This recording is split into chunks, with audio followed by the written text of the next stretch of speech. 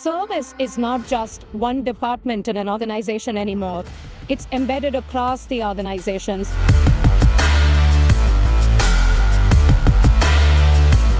The driving vision for the keynote this year was how do we transform service from being reactive to proactive.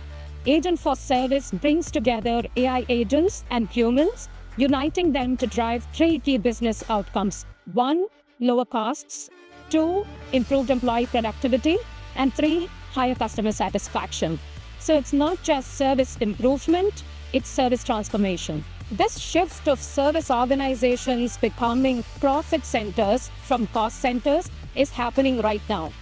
So with AI agents taking over the high volume routine tasks, human reps are now able to do what they do best, which is relationship building and driving customer growth. Proactive, personalized service that all leaders talk about is achievable today with Agentforce.